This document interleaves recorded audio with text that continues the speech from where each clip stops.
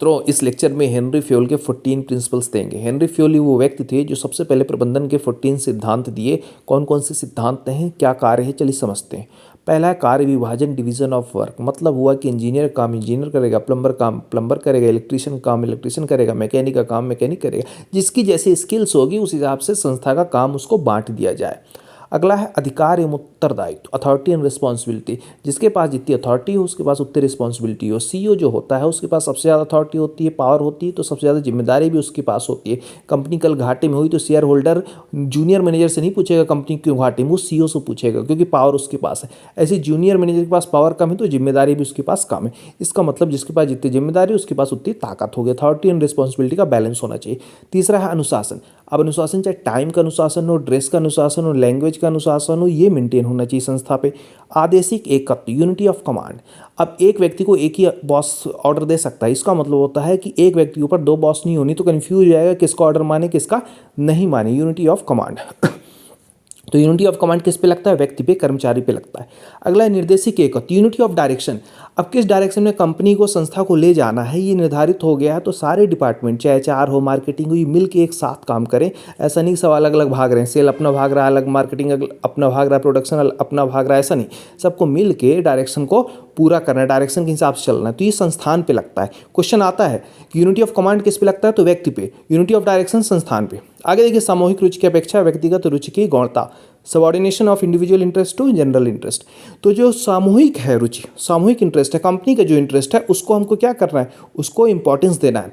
जो व्यक्तिगत रुचि है उसको हमको दबाना है, क्योंकि व्यक्तिगत रुचि तो 100 तरह के लोगों तो अलग अलग रुचि होगी, तो कंपनी क्या 100 तरह भागेगी, 100 अलग अलग अगर थॉट हैं तो किसके तरफ जाएगी, कन्फ्यूजन हो जाएगा। तो जो कंपनी का गोल है उसके लिए सबको काम करना है। पारिश्रमिक, रिम्यूनरेशन, जिसको जितना काम आता है, जितना एफर्ट है, जिस क्वालिटी काम कर रहा उसके हिसाब से उसकी सैलरी मिलना चाहिए, सैलरी टाइम से मिलना चाहिए। सैलरी के साथ जो चीज़ें जुड़े हैं, इंसेंटिव, बोनस, इस पे मैंने पूरा लेक्चर लिया हुआ है, आप देखिएगा मैनेजमेंट प्लेलिस्ट में पूरा बताया है। सीटीसी क्या होता है, वेज क्या होता है, इमोल्यूमेंट क्या होता है, सैलरी क्या होता है, उस पर आप देखिएगा। तो पारिश्रमिक। अगला है केंद्रीकरण, सेंट्रलाइजेशन। सेंट्रलाइजेशन कितना हो कंपनी पे। अगर छोटी कंपनी है तो सेंट्रलाइजेशन बहुत जरूरी होता है, ऐसा नहीं कि बहुत सारे स्टाफ बैठा दिया। बड़ी कंपनी, अब रिलायंस है तो रिलायंस में थोड़ा डिसेंट्रलाइजेशन करना पड़ेगा, क्योंकि एक कंपनी के अंदर 10 कंपनी है, 10 कंपनी, जियो का अलग देखने वाला होगा, अपना ऑयल का अलग देखने वाला होगा, तो रिलायंस रिटेल है तो रिलायंस रिटेल का अलग देखने वाला होगा। तो डिसेंट्रलाइजेशन बड़ी कंपनियों में इंपॉर्टेंट है, छोटी कंपनियों में इंपॉर्टेंट नहीं है।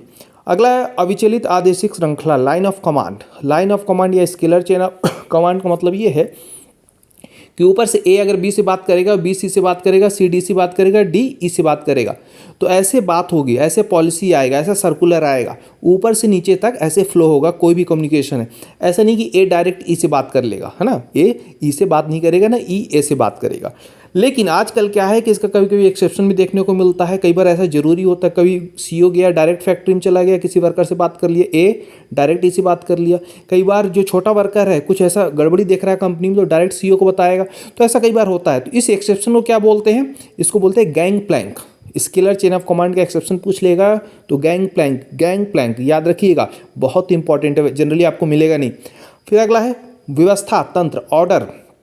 तो दो तरह के ऑर्डर होते हैं, मटेरियल और सोशल।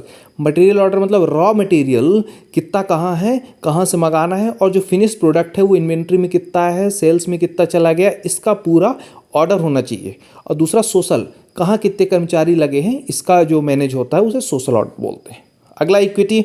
इक्विटी मतलब ये होता है कि रंग के आधार पर, नस्ल के आधार पर, कलर और रेस के आधार पर, या मेल फीमेल के आधार पर, या लैंग्वेज के आधार पर, या कोई साउथ का है पंजाब का है, इस आधार पर असमानता, डिस्क्रिमिनेशन नहीं होना चाहिए, ये है इक्विटी। अगला है कार्यकाल की स्थिरता, स्टेबिलिटी ऑफ टेन्योर। जो काम कर रहे हैं उनको डर ना हो कि कल मेरी नौकरी चली जाएगी, तभी वो ईमानदारी से काम करेंगे, 100% देंगे।